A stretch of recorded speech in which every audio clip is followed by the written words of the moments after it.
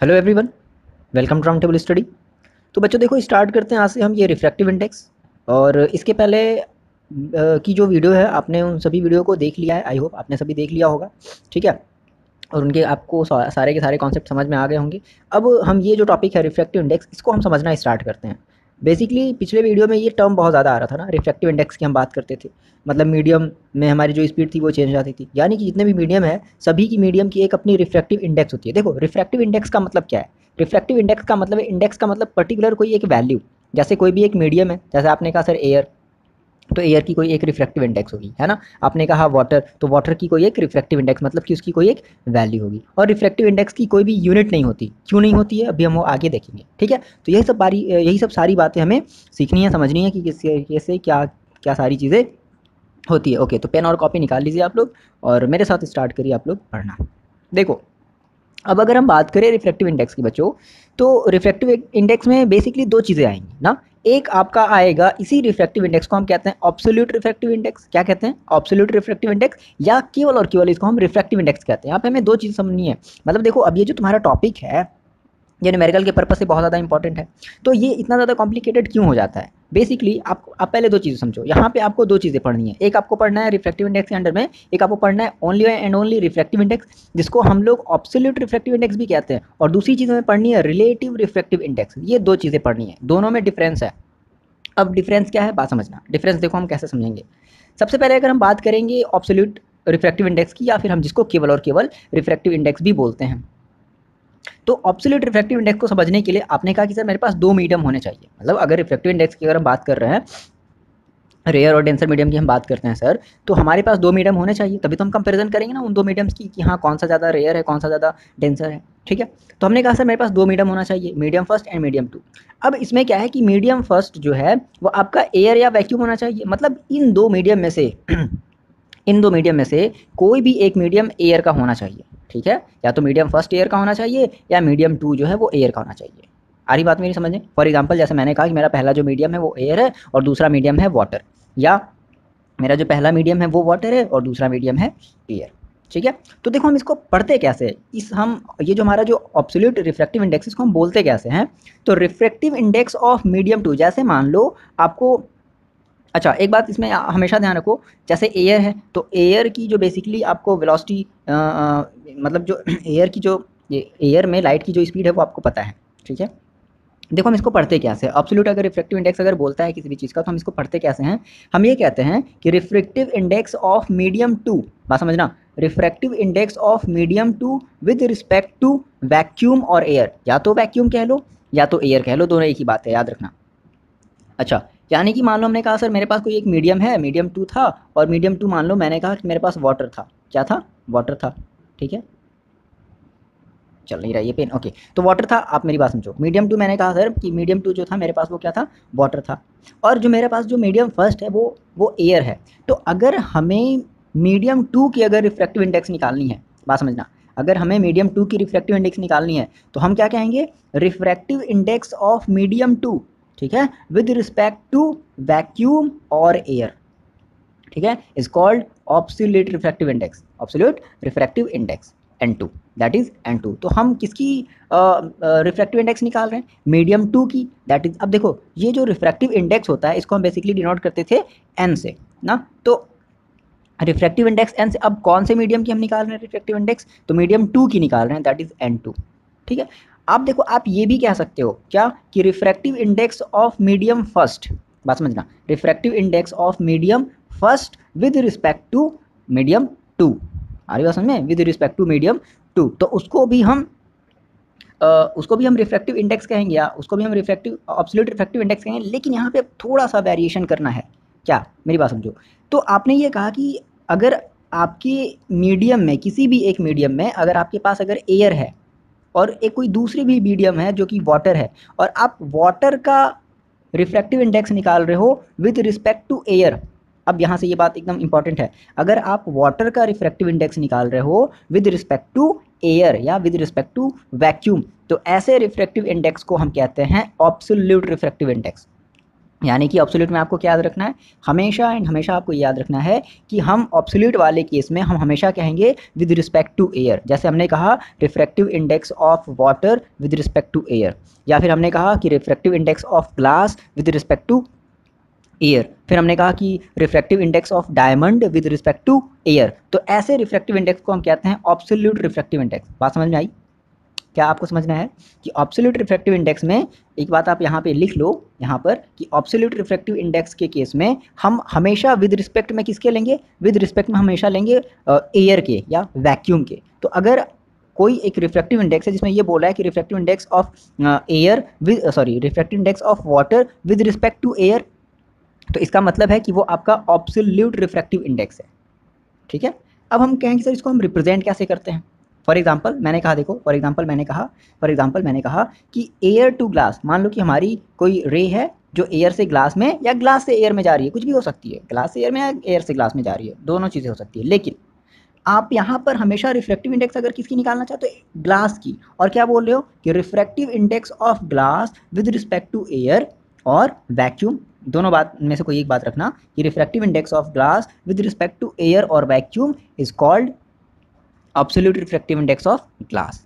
तो ग्लास की अगर आपको ऑब्सोल्यूट अगर रिफ्रैक्टिव इंडेक्स या केवल रिफ्रैक्टिव इंडेक्स अगर आपको डिफाइन करनी होगी तो आप क्या कहोगे कि refractive index of glass with respect to air is called absolute refractive index of glass. अब ग्लास की रिफ्रैक्टिव इंडेक्स है तो इसको हम कई तरीके से रिप्रेजेंट करते हैं। कैसे? अब हमने ये जो स्टेटमेंट कहा ना, अब स्टेटमेंट को देखो हम एक सिंपल से वर्ड में कैसे लिखेंगे, हम इसको कहेंगे एनजी। अगर कहीं भी एनजी लिखा है तो समझ जाना कि वहाँ पे जो रिफ्रैक्टिव इंडेक्स निकाला गया है वो हमेशा एयर के रिस्पेक्ट में निकाला गया है, पहली बात। या अगर देखो अब एनसीईआरटी जो बोलती है, एनसीईआरटी बेसिकली इस तरीके से डिफाइन करने को कहती है, इस तरीके से डिनोट करने को कहती है, इस तरीके से रिप्रेजेंट करने को कहती है। लेकिन जो अदर्स बुक है वो मे बी एनसीईआरटी इस तरीके से और मे बी इस तरीके से, यानी कि एनजीए, मतलब कि देखो एनजीए का मतलब क्या है, जी फॉर ग्लास, तो refractive index of glass with respect to air. या फिर एएनजी, ए इसमें यहाँ पे पहले रहेगा, मतलब ये ए बीच में एन देन लास्ट में जी, तो इस केस में भी हम क्या कहेंगे, refractive index of glass with respect to air. तो इस तरीके से आपको कहीं भी अगर कुछ भी अगर नजर आ जाए तो आपको क्या समझना है कि यहाँ पे रिफ्रैक्टिव इंडेक्स निकाला गया है और वो किसके रिस्पेक्ट में निकाला गया है, एयर के रिस्पेक्ट में निकाला गया है। या फिर अगर आपको केवल अगर एनजी नजर आ जाए तो आपको क्या समझना है कि यहाँ पर रिफ्रैक्टिव इंडेक्स निकाला गया है और वो केवल किसके रिस्पेक्ट में निकाला गया है, एयर के रिस्पेक्ट में निकाला गया है। आ रही क्या बात है समझ में? एक और एग्जांपल देखो, फॉर एग्जांपल मैंने कहा सर एयर टू डायमंड, तो हम यहाँ से डायमंड की अगर हम रिफ्रैक्टिव इंडेक्स निकालते हैं किसके रिस्पेक्ट में, एयर में, तो क्या कहेंगे रिफ्रैक्टिव इंडेक्स ऑफ डायमंड। ठीक है, refractive index of diamond with respect to air, हमेशा विद रिस्पेक्ट लगा दो, किसके रिस्पेक्ट में, एयर के रिस्पेक्ट में ना। तो अगर हम एयर के रिस्पेक्ट में अगर डायमंड की अगर हम रिफ्रैक्टिव इंडेक्स देख रहे हैं तो उसी को हम कहेंगे absolute refractive index of diamond. That is हमने इसको, अब हम इसको कैसे रिप्रेजेंट करेंगे अब हम इसको रिप्रेजेंट करेंगे कैसे, एन डायमंड, या केवल एन डी लिख लो, एन डी लिख लो, ये भी चलेगा। आ रही बात समझ में? या इसको आप इस तरीके से भी लिख करके देख लो, इस तरीके से भी लिख कर देख लो, क्या, A N D refractive index of air with respect to diamond, sorry उल्टा हो गया, refractive index of diamond with respect to air. मतलब विद रिस्पेक्ट हमेशा याद रख लो कि जिसमें भी अगर विद रिस्पेक्ट लग गया या जिसमें भी अगर कहीं केवल एन डी लिखा हो या एन जी मिला हो तो ऑलरेडी वहाँ पर हमें क्या मतलब समझना है कि यहाँ पर रिफ्रैक्टिव इंडेक्स निकाला गया है किसके रिस्पेक्ट में, एयर के रिस्पेक्ट में, पर्टिकुलर मीडियम का रिफ्रैक्टिव इंडेक्स निकाला गया है। ये बात, ये कहानी है रिफ्रैक्टिव इंडेक्स की, या जिसको आप केवल ऑब्सोल्यूट रिफ्रैक्टिव इंडेक्स भी कहते हो। ठीक है, अब ये जो रिफ्रैक्टिव इंडेक्स है तो एक्चुअल में सर हम इसको डिफाइन कैसे करें। अब ये जो वैल्यू आती है, आपने जो यहाँ पे देखो, यहाँ पे बेसिकली एक वैल्यू है, ये जितनी भी आप वैल्यू देख रहे हो ना, जैसे कि एयर की रिफ्रैक्टिव इंडेक्स है, आइस की है, ठीक है, वाटर की है, एल्कोहल की है, केरोसिन की है, ठीक है, ये इन सभी की क्या है, इन सभी की अपनी अपनी एक अलग अलग क्या है, रिफ्रैक्टिव इंडेक्स है। जैसे ये देखो ये जो सॉल्ट है इसकी अपनी एक अलग रिफ्रैक्टिव इंडेक्स है, डायमंड की सबसे ज़्यादा रिफ्रैक्टिव इंडेक्स है ना।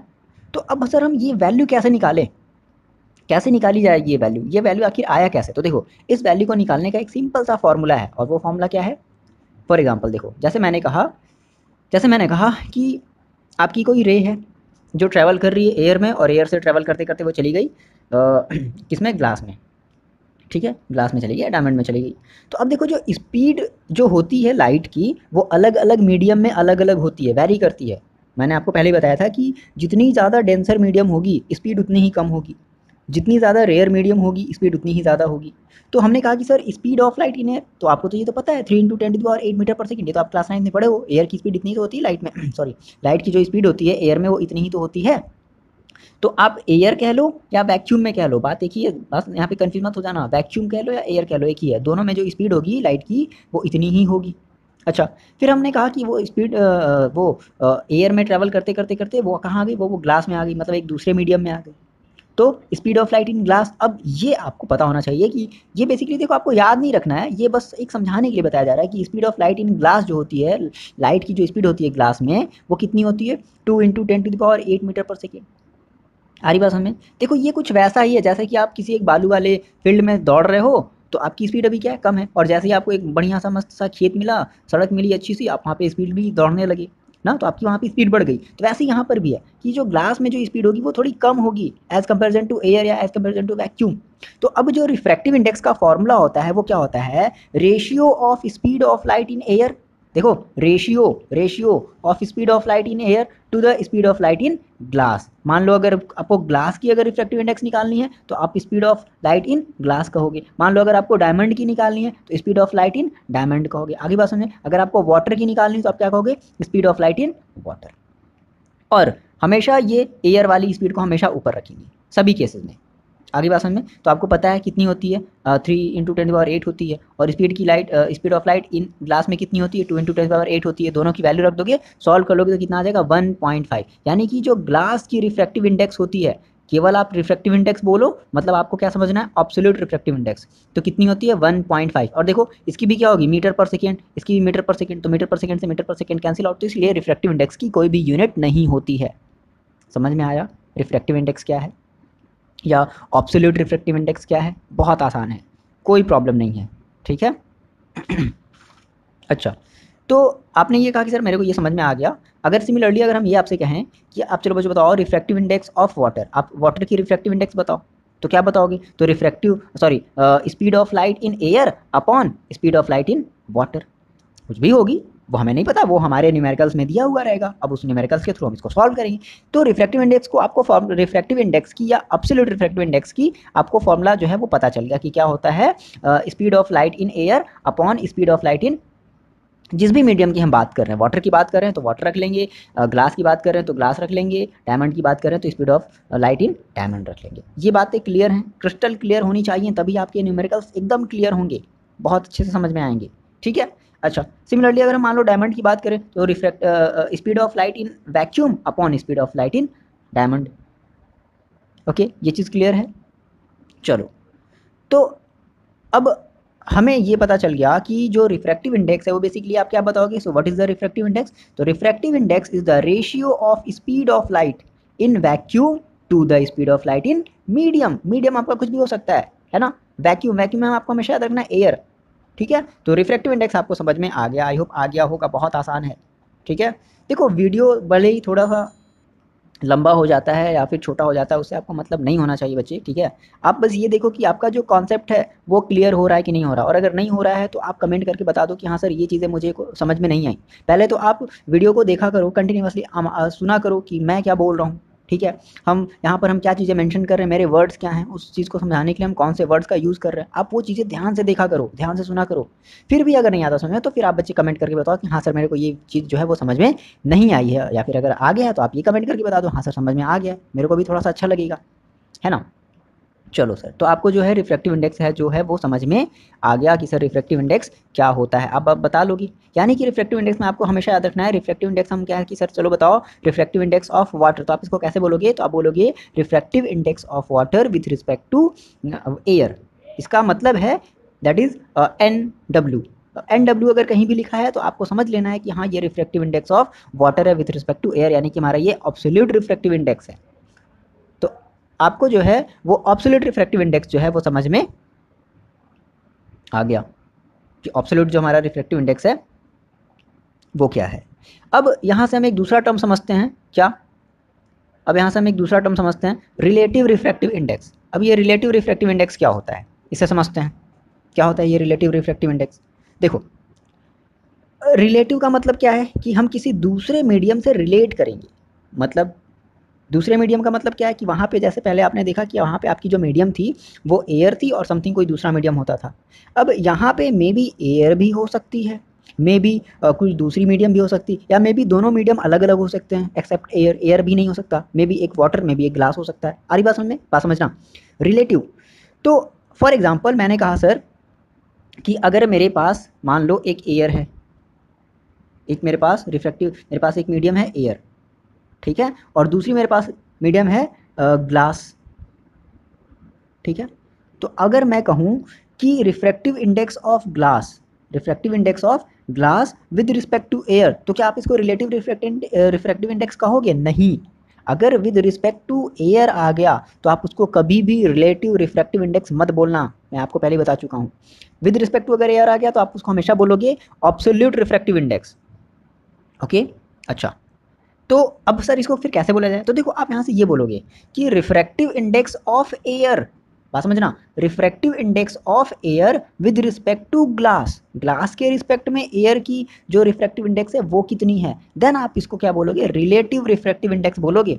बहुत माइनर सा डिफरेंस है बच्चे, बात समझना है यहाँ पर। अगर आप बोल रहे हो कि refractive index of air with respect to glass, तो आप इसको क्या कहोगे? रिलेटिव रिफ्रैक्टिव इंडेक्स कहोगे। लेकिन अगर आपने बोला कि refractive index of glass with respect to air, तो फिर ये आपका ये रिलेटिव रिफ्रैक्टिव इंडेक्स नहीं रहा, ये आपका बन गया ओनली केवल क्या? रिफ्रैक्टिव इंडेक्स, या जिसको आप कहते थे ऑब्सोल्यूट रिफ्रैक्टिव इंडेक्स। बस सुनते चलो ध्यान ध्यान से। ओके, बात आ गई समझ में? अच्छा, फॉर एग्जाम्पल मैंने कहा कि सर मेरे पास यहाँ पर कोई एक मीडियम था, अब वो मीडियम वन कुछ भी हो सकता है, सपोज करो कि वाटर है, एयर को छोड़ करके, एयर को छोड़ करके, ठीक है ना, वो मीडियम वन कुछ भी हो सकता है, और आपके पास कोई एक दूसरी मीडियम है, मीडियम टू है। तो मान लो कि अगर आपको मीडियम वन का, बात समझो, ध्यान पे वर्ड से मेरे ध्यान देना, अगर आपने कहा कि सर हमें मीडियम वन का रिफ्रैक्टिव इंडेक्स निकालना है मीडियम टू के रिस्पेक्ट में, तो आप क्या कहोगे? आप कहोगे refractive index of medium first with respect to medium two. तो इसको हम कहेंगे क्या? इसको हम कहेंगे रिलेटिव रिफ्रैक्टिव इंडेक्स। क्या कहेंगे? Relative refractive index. हमारा बेसिक सा फंडा है कि रिलेटिव रिफ्रैक्टिव इंडेक्स क्या होता है और ओनली रिफ्रैक्टिव इंडेक्स क्या होता है। आई होप समझ में आपको आया होगा। अब हम थोड़ा सा रिलेटिव रिफ्रैक्टिव इंडेक्स को डिफाइन करते हैं कि सर रिलेटिव रिफ्रैक्टिव इंडेक्स का हम जो फॉर्मूला है वो क्या लगाएंगे। देखो, तो अब आपको उसके लिए मान लो आपने कहा कि सर मेरे पास speed of light in medium first, कोई हमारे पास एक मीडियम फर्स्ट थी, कुछ भी मान लो ग्लास हो सकती थी, तो ग्लास में हमें लाइट की स्पीड पता है, मान लो v1 सपोज। ये देखो, ये न्यूमेरिकल्स में डाटा गिवन होगा, आपको याद रखने की जरूरत नहीं है। तो ये आपका डाटा गिवन होगा कि भाई ग्लास है, ग्लास में जो स्पीड, लाइट की जो स्पीड है वो इतनी है। सिमिलरली कोई एक दूसरी मीडियम होगी, मान लो वाटर, वाटर में आपको स्पीड दी गई होगी कि वाटर में जो लाइट की स्पीड है वो v2 है, दी गई होगी। तो अगर आपसे क्वेश्चन देखो क्या पूछेगा, अगर आपसे क्वेश्चन पूछता है क्या कि refractive index of medium two, refractive index of medium two with respect to medium one, ठीक है, with respect to medium one, तो आप इसको क्या बताओगे कि इसकी वैल्यू क्या होगी? तो इसकी वैल्यू होगी is the ratio of speed of light in medium one to the speed of light in medium two. ये आपकी वैल्यू की, मतलब आपने क्या कहा सर ये चीज़ समझ में नहीं आई। देखो अब इस चीज़ को समझो, आपने पहले इस चीज़ को समझना है, refractive index of medium two with respect to medium one, है ना, इस वाले चीज़ को समझना है, इस चीज़ को समझना है। तो आपने कहा sir refractive index of medium two, यानी कि एन, ठीक है, बात समझना, एन, ठीक। अब आप रिफ्रैक्टिव इंडेक्स किसका ले रहे हो? Refractive index of medium two. आप क्या कह रहे हो? आप कह रहे हो sir refractive index of medium two with respect to one, तो आप इसको कैसे लिखोगे? n21। आगे बात समझ में? अच्छा, अगर हम कहें कि sir refractive index of medium one with respect to two, अब हम वन का रिफ्रैक्टिव इंडेक्स ले रहे हैं टू के रिस्पेक्ट में, तो आप कैसे लिखोगे सर? रिफ्रैक्टिव इंडेक्स को हम डिनोट करते हैं एन से, ठीक है, बढ़िया कर दिया डिनोट। तो हम किसका ले रहे हैं? Refractive index of medium one, refractive index of medium one with respect to two. ये आपकी ये जो चीज़ें बताती है ये एनसीईआरटी ऐसे बताता है। अदर बुक में अगर आप जाओ, अगर आपको जैसे ऐसे ना मिले तो आपको ये भी चीज़ ऐसे भी देखने को मिल सकती है, क्या? 1n2, तो इसको भी आपका क्या कहोगे? Refractive index of medium two with respect to one. अब इसको क्या कहोगे? आप मेरे साथ बोलो, refractive index of medium one with respect to two. तो इसको आप कैसे लिखोगे? इसको आप ऐसे लिखोगे 2n1, refractive index of medium, ठीक है ना, refractive index of medium one with respect to two, इस तरीके से लिखोगे। तो सर अब इसका फॉर्मूला क्या है? सेम वही जैसे आपने ऑब्सोल्यूट रिफ्रैक्टिव इंडेक्स वाले के लिए लगाया था। क्या कहा था कि स्पीड, जैसे आप किसके रिस्पेक्ट में ले रहे हो? आप रिस्पेक्ट में ले रहे हो वन के, तो जिसके रिस्पेक्ट में लेते हैं हम उसकी स्पीड को ऊपर रखते हैं। जैसे मान लो आपने कहा कि जो स्पीड है मीडियम फर्स्ट की वो v1 है, तो स्पीड ऑफ v1 मतलब V1 में V1 की कितनी स्पीड है, मतलब फर्स्ट मीडियम में लाइट की कितनी स्पीड है, अपॉन आप किसकी ले रहे हो, आप ले रहे हो रिफ्रैक्टिव इंडेक्स आप किसकी निकाल रहे हो, 2 की निकाल रहे हो, तो speed of medium in speed of light in medium 2 that is V2। तो ये आपका हो जाएगा फॉर्मूला, कुछ नहीं, जिसके भी आप रिस्पेक्ट में लोगे ना, जिसके भी आप रिस्पेक्ट में लोगे तो उसकी स्पीड को आपको हमेशा ऊपर रखनी है, ठीक है। ये अगर मैंने कहा कि यहाँ पर देखो, यहाँ पर फिर मेरे साथ बोलो कि ये क्या शो करता है, ये शो करता है refractive index of medium 1 with respect to 2, तो आप 2 के ऊपर ले रहे हो ना, तो आप यहाँ पे रखोगे क्या, V2 अपॉन V1 लिख लो, इसको आप अपनी कॉपी में लिख लो V2 अपॉन V1। तो ये सारा का सारा खेल है रिलेटिव रिफ्रैक्टिव इंडेक्स का बच्चे, आ रही बात समझे, बहुत आसान सी चीज़ है, ठीक है ना।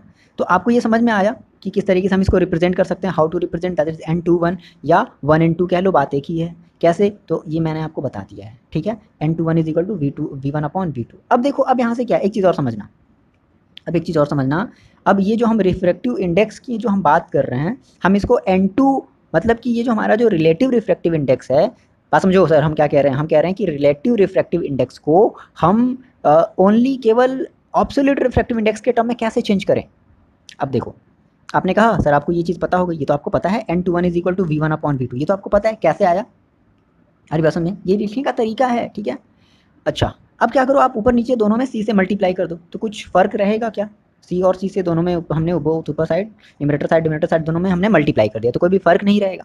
अच्छा, अब देखो क्या है कि इस C को हम V2 के साथ ले सकते हैं क्या, देखो इस C को हम V2 के साथ अपॉन में ले सकते हैं क्या, ले लिया, इस C अपॉन V2 ले लिया, और ये जो V2 ये जो V1 है, इस V1 को हम 1 अपॉन C अपॉन V1 लिख सकते हैं क्या, क्योंकि फिर से V1 कहाँ चला जाएगा, फिर से ऊपर चला जाएगा, तो कुछ इस तरीके से लिख सकते हैं।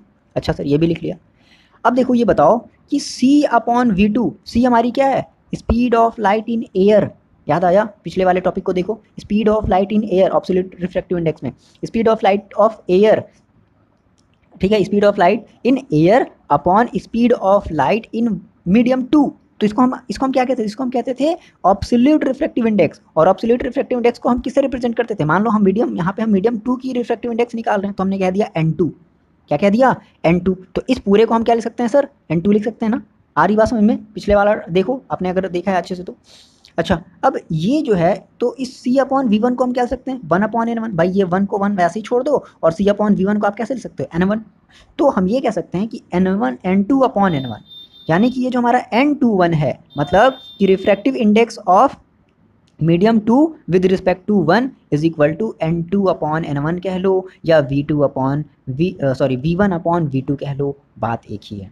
आगे बातें समझ में, तो ये एक रिलेशन बढ़िया सा रिलेशन है, आप इसको हमेशा याद रखना, क्या कि अगर आपसे अगर ये कोई कहता है कि सर बताओ N21 बताओ, तो N21 का पहले मतलब आपको क्या समझना है, बात मेरी समझो, N21 का मतलब क्या समझना है कि refractive index of medium 2 with respect to 1, ठीक है, इज इक्वल टू क्या हम कहेंगे कि हम ये कहेंगे कि जो भी हमारी मीडियम 2 की जो भी रिफ्रैक्टिव इंडेक्स है, और अपॉन में मीडियम 1 की जो भी रिफ्रैक्टिव इंडेक्स है, या मान लो अगर क्वेश्चन में ये नहीं दिया, N1 N2 नहीं दिया, V1 V2 दे दिया, तो आप क्या कहोगे, velocity of light in medium 1 upon velocity of light in medium 2, तो ये हो गया आपका फॉर्मूला, और ये हो गया आपका रिलेटिव रिफ्रैक्टिव इंडेक्स। आगे बात समझ में, तो रिलेटिव रिफ्रैक्टिव इंडेक्स हम ये भी कह सकते हैं कि हमारी वो दोनों चीज़ें इंक्लूड करेगा, रिलेटिव रिफ्रैक्टिव इंडेक्स तो इंक्लूड करेगा ही करेगा, साथ में हमारा वो रिफ्रैक्टिव इंडेक्स भी इंक्लूड करेगा, लेकिन अगर हम रिलेटिव रिफ्रैक्टिव इंडेक्स में अगर हमने कह दिया विद रिस्पेक्ट टू एयर, तो फिर वहाँ पे हमारा वो रिलेटिव रिफ्रैक्टिव इंडेक्स खत्म हो जाएगा, फिर हम उसके बाद कहेंगे एब्सोल्यूट रिफ्रैक्टिव इंडेक्स या ओनली